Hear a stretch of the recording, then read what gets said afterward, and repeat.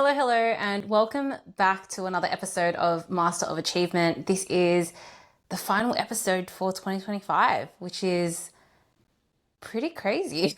It's pretty crazy that 2025 is coming to an end, and so much has happened this year, as you guys know. So many transformations, both personally, both in business, both on this, or even on this podcast. And every single year, I can't even believe that we have been doing this podcast for 3 years. It is literally mind boggling to me. And every single year, the last episode, we always finish off with 7 reflective questions that you must do before you finish off 2025. This year is no different, but the questions are different. The energy is different, the growth is different. And so I am just so excited. I cannot believe that we are at the end of 2025. I don't know. Can you guys believe it? I don't know. For me, I'm just still like, whoa, can't believe this is happening. So as per our ritual, if you have a pen and a paper, get that out. Or if you're on the train, get your notes out on your phone. Or if you're just listening in the car, maybe this is something that you can do after. I will put all the questions in the show notes so you can copy and paste it and do it. But I always love reflecting on the year and seeing how much growth and also all the challenges, all the lessons that we've been able to learn this year. As you know, it's such a big part of growth, is being able to reflect. So without further ado, let's jump straight into it.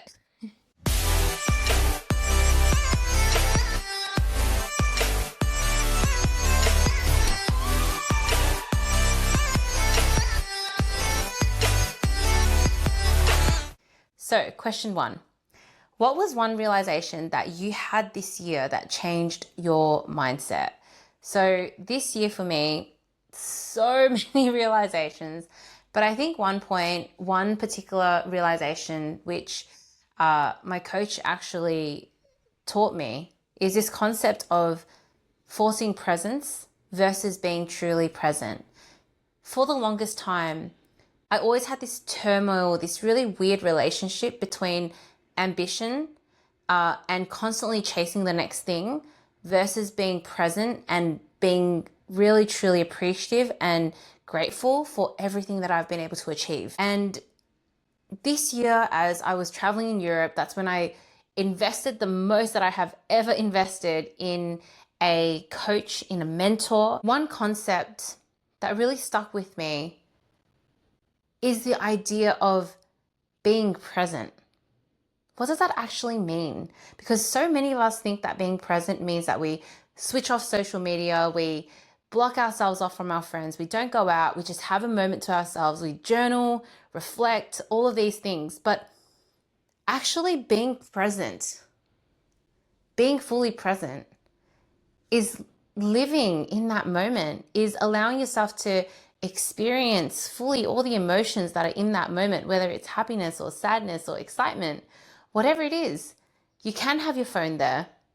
You can record things. You can do all of these things and still be present. But how many of us are not even being present because we're trying to force presence? And then I started applying and seeing that in my life, where we try to carve time out to be grateful. We carve time out to appreciate. We carve time out to be reflective. But shouldn't that be integrated in everything that we do? And so that was the biggest mindset shift for me. And that allowed me to close the gap and this really negative, toxic relationship between ambition and gratitude. And that had allowed me to now, everything that I do, I'm still pushing and I'm still working and ambitious towards growing my business and all of these things and developing myself. But within that, I can hold moments of gratitude at the same time. So for you guys, what was that groundbreaking moment? I'd love to know put it in the comments. Also, like throughout this, right, as you're answering and as I'm asking the questions and you're answering it, like feel free to put in the comments. I'd really love to read it actually. Please. All right, question 2. When were you most proud of yourself this year? Not for the result, but for the way that you showed up. I love the way that I have formulated this question, because achievement for the longest time was always outcomes. And now we're focusing more on the golden nuggets along the way, the skills, the mindset shifts, all of these things that have been able to allow ourselves to be proud of, and not just the actual result or the outcome. So for me, the biggest thing that I am so proud of would have to be investing the most that I have ever invested in my own self-development. And it's not just because I invested in a coach, but it was actually what that money meant to me, right? Being able to invest that amount of money, like nearly $20,000 into a coach, was something that I never ever thought that I could do, or I didn't even allow myself to do. For the longest time, we're always living life trying to get the best deal, or trying to invest in something and then trying to get the most out of it. But what that $20,000 meant for me was not just the knowledge and the mindset expansion that I had from that experience, but it was actually what that value meant. How often do you make decisions to invest $20,000 into something? How often in your life do you do that? Normally, if you're lucky, it might be once a year because you're planning on a holiday, right? But even the holiday is an accumulation of little amounts that equal 20,000, right?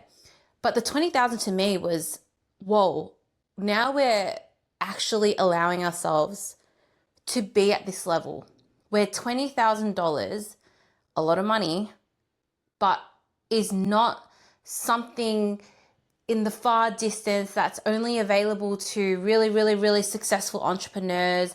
And, like all of $20,000 now is becoming my norm, which means that from a mindset point of view, from a financial point of view, from a decision-making point of view, I'm now living at that level. And that's what a lot of people don't understand. That's what I didn't understand the power of.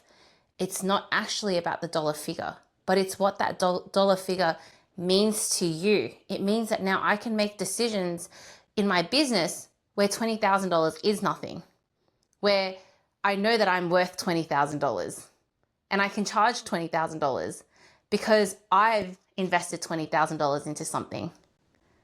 So it wasn't so much about the mindset expansion, even though that was like so important, right? Like the actual knowledge that my coach taught me, which was such a valuable experience, right? I'll talk about that later, but also you guys already know how incredible my coach was.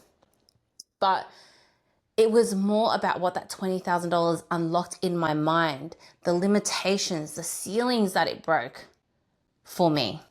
That now has enabled me to open so many other doors for myself, in my business, in certain rooms that I'm going to get into. So that would be one of the most proudest things that I've been able to do. And secondly, what I've realized now as I start to go into spaces and rooms where there are people with a lot of followers, a lot of influence online, all of these sort of things, I'm actually just so proud of how rich I am in life. Genuinely. Like, I can sleep at night knowing that everything that I'm putting out, the work that I do with my clients, is so congruent and so aligned to who I am. I am not pretending to be anyone. I'm not pretending to be someone online. The person that you meet, the Steph that you meet online, the Steph that you're listening to in this podcast is the same Steph that you're going to meet and feel in person. And there are so many people out there who are they're just afraid to show all of themselves, be all of themselves. They feel like they have to be a certain persona online, but then they're not that same person in real life. And for me, I am just so proud, so grateful that I genuinely live such an abundant, rich life where the work that I do with my clients are so powerful. I have a beautiful family. I have a beautiful husband, my relationship with my friends. Like, I have the most incredible people around me. I'm working with the most incredible people. Like, it just gives me tingles, because just knowing that truly the life that I'm living is so rich, I'm just so proud of that. I'm just so proud of that, honestly. I really, really, really am.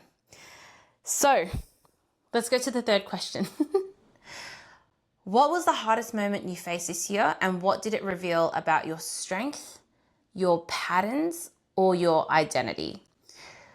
So I would say the hardest moment for me this year was when I quit my full-time job in construction, and then I ended up going back and working with my parents. They have a joinery company. And I thought, let me go back and work with them because it will be relatively easier.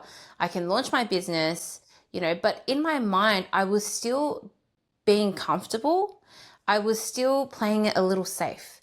And after 2 months of working with my parents, like, I just couldn't do it, because if you listen to the previous episodes, there was just a lot of differences in terms of where they saw the business going, what I wanted to do for the business. And after 2 months, I quit. And that was such a hard moment for me, because I was exhausted, but I also felt like such a huge failure. And I felt like everyone was going to judge me for being, again, non-committal to another workplace. And I felt really lost. I was like, what am I going to do? I didn't feel confident in myself. I didn't know what the next direction was. But one thing that showed me is that in moments where I am so lost and so confused about what I'm doing with my life, and I'm so frustrated with feeling like a failure, is actually the moment where I'm able to it's like I give myself no choice but to find the answer. Doesn't matter how long it's going to take me, but it's this, I know that you guys can relate to this, because you're all high achievers, right? And you have experiences before. It's like, when you're so sick of yourself, you're just like, oh, why am I like this? Like, I cannot be like this anymore. And you give yourself no option but to move, no option but to find the answer, ask people questions, reach out to this person, invest in this, and that's exactly what I did. I gave myself no option but to find the next answer. And that process in itself is not comfortable. It's actually really hard, because you're already feeling shit about yourself, and then you have to put yourself out there, because no one wants to meet up with someone who is gloomy, drabby Abby, feeling sorry for themselves in victim mentality. But that you just have to go out there and put yourself out there. And that showed me, and if I have to reflect on patterns and moments in my life where I really felt like I was hitting rock bottom, right? Every time that I did feel like I was hitting rock bottom is the moment where I gave myself no choice but to try and reach out to as many people as I could, network, ask for help, like invest in something so that I can figure out what my next step is. It goes to show also how adaptable you can be, because so many of you guys have also experienced this, where you're stuck in this certain position, you give yourself no choice, and you just go out there and you're trying a multitude of different things. And it goes to show how adaptable you guys are. how adaptable we all are when we have that growth mindset and when we really, really, truly want to succeed. We will make it work. The ones who don't will always try to find some kind of reason or excuse as to why they couldn't do it. All right, question 4.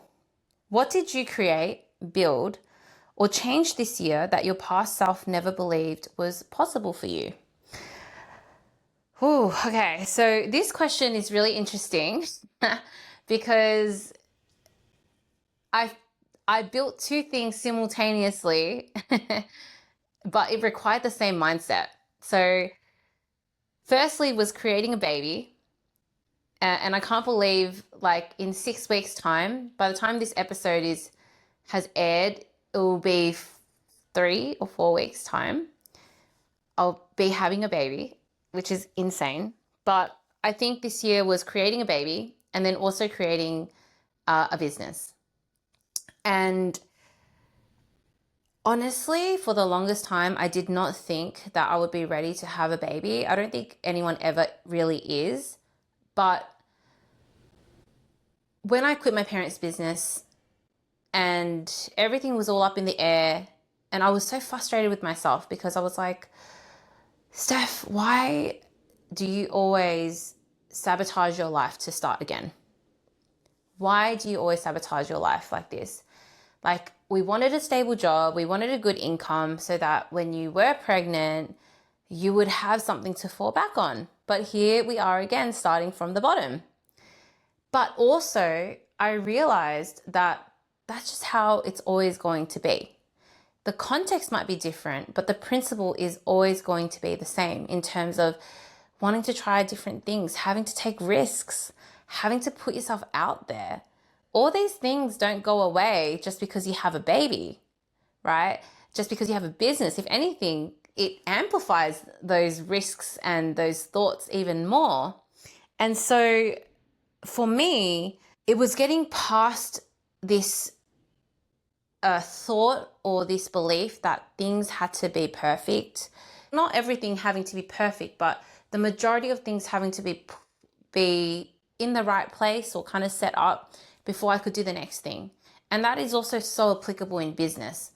So many of us get stuck in that moment of doing all the research, waiting for the perfect circumstance, all of these things that we try to control before we actually do the thing.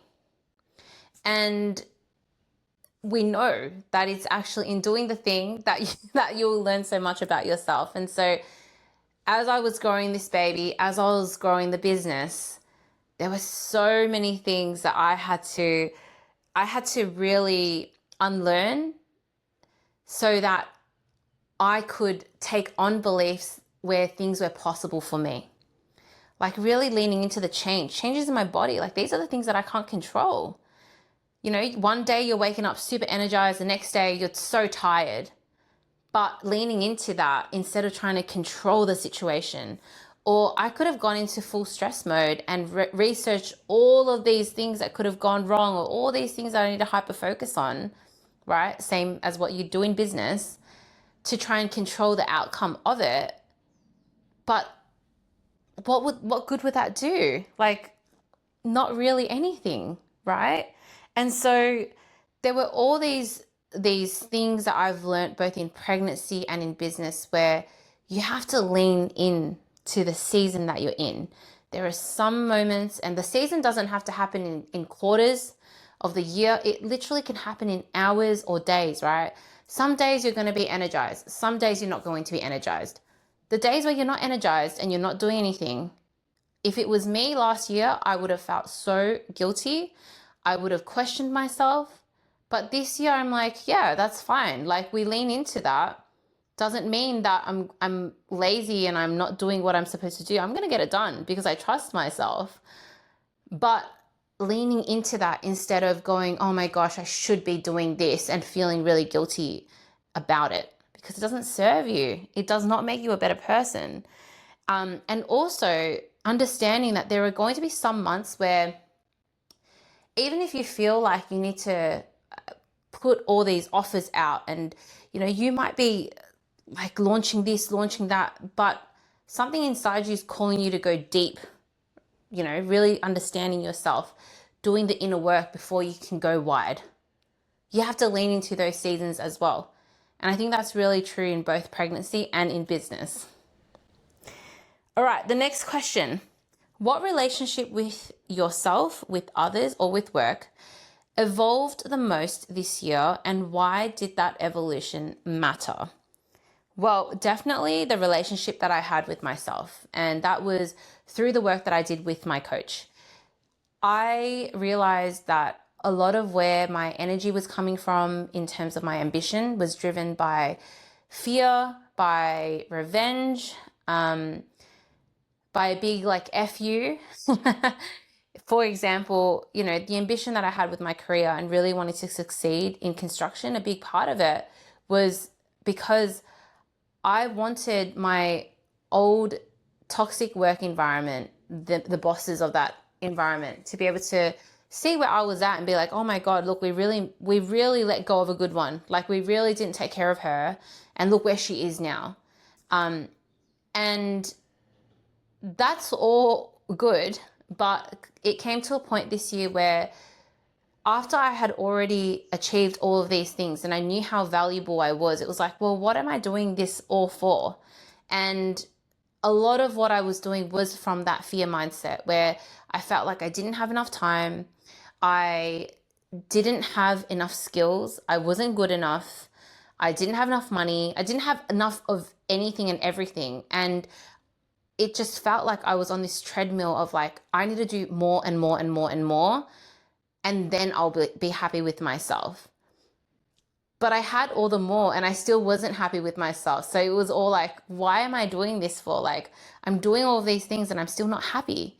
And so I had to shift a lot of my mindset and a lot of my thinking to come from a place of love and abundance, like actually really loving myself and not egging myself or negging myself to success, right? And I know that you guys will understand this because as high achievers, we do this quite a bit. We go, oh my gosh, like we've already done 8 hours of work. We can do 10, we can do 12. It's like we're negging ourselves to try and be more productive and do more so we can succeed. But why? Like, we're not even happy with ourselves. So I really had to fix the relationship that I had with myself.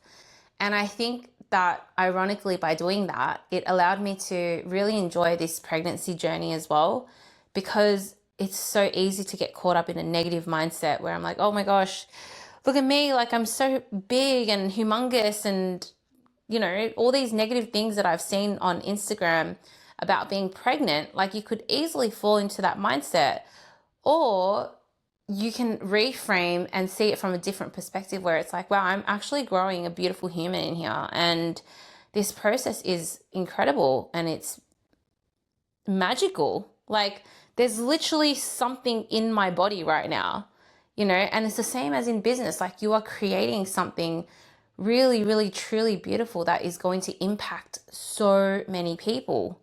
So once you change that relationship with yourself, you will see how so many things in your life start to change as well. Like your relationship with your partner, your relationship with your friends, your relationship with your body, and how you see yourself. Like, this is the first time I would say this year where I've really enjoyed going to the gym. And it's not because I'm trying to lose weight and I'm making myself feel bad and I need to go to the gym, but it's because like I want to nourish and give back to my body. So all of these thoughts and the way you think about yourself changes when you change the relationship that you have with yourself. All right, second last question. Who were you at the start of 2025 and who are you now? And what's the biggest difference between those two versions of you? Woo! Oh my gosh. Okay, pregnancy's kicking in right now. But I would say that at the start of this year, we had a confident Steph. She was ambitious, but she was truly operating from that fear state where she felt like nothing was ever enough. She was forcing gratitude and appreciation. She was forcing reflection. She was really trying way too hard to live in the moment, but she actually wasn't really living in the moment. And she was trying to control all of these things because she didn't like uncertainty. And she was operating from fear state. And the Stephanie that sits here before you today is someone who is just so in love with her current life, like not the big moments, the small moments, you know, where I get to sit here with my pets and I get to talk to you guys through this podcast, and just like it's just the little things. And she is so trusting of herself. She doesn't feel this guilt and shame of ambition. She feels calm, yet she's still ambitious at the same time. And she knows her value. Like, she genuinely trusts herself and backs her value and what she can genuinely do for others. And there's no competition because it's just her versus herself. There's no competition against other people. And I'm really, really loving this version of Steph. I'm really loving this version of Steph. I feel like I'm enough, but also at the same time, I'm like, yeah, we can do more, but I'm feeling enough at the same time. And I'm proud that I'm able to hold that space for both. And lastly, what advice would you give to yourself as you go into 2026? And I love this question because 2026 is going to be another bigger and better year for me. And what I would say to myself is, again, I go into another year of unknown. Like, I'm literally bringing this baby into the world and I don't know what my routine's going to be, which is like a big thing for me. I don't know how the house is going to look because I don't know if there's going to be nappies everywhere, and like, I just don't know. Right? I can prepare for it, but I'm never going to know until I do it. But at the same time, it's something that I haven't not done before. The context is different. Of course, I've never raised a baby before, but I've gone into situations where I've done things that I've not known before, and you figure it out. And so I think for me, it's that life is going to be a lot different, but that's always what I yearn for anyway. I always want my life every single year to look extremely different to the previous year because it means that I'm growing, I'm doing different things, I'm challenging myself, I'm challenging my norm. And I've been through changes before. This is no different. I'm just going through another change and I'm going to get through it because I've done it before. And so I have proven to myself year after year, month after month, that I am really, really freaking good at adapting, finding the answers, especially when I feel like I don't know what the answer is. And I'm going to expand at a level that I have never ever thought that I could expand. And I'm just going to learn so much more about myself. So I'm excited for this journey. I'm excited for the ride and leaning into that, truly leaning into that. So, guys, those are the 7 questions to reflect on before you finish the year. And I just want to say thank you so much, every single one of you guys that tune in every fortnight and listen to the podcast, share the podcast. I am so, so, so grateful. I love you guys so much. I do this because, you know, if there is one thing that I can impart that can change your day, change the trajectory of your life, that is literally my purpose. That is literally why I do what I do. And so for you guys to tune in and listen and share and be part of this journey and continue to be part of this journey is so magical for me. I don't take it for granted at all. And I hope that 2025 was a challenging but a beautiful year for you guys. And that you guys learned so much about yourself. You were able to grow in ways you never thought that you could grow. And I hope that you guys have, you know, you had an incredible Christmas and you have an incredible new year. Please stay safe. And I'll see you in the next year as we come back, and next year looking a lot different. So thank you so much for tuning in. I love you guys all. Happy New Year.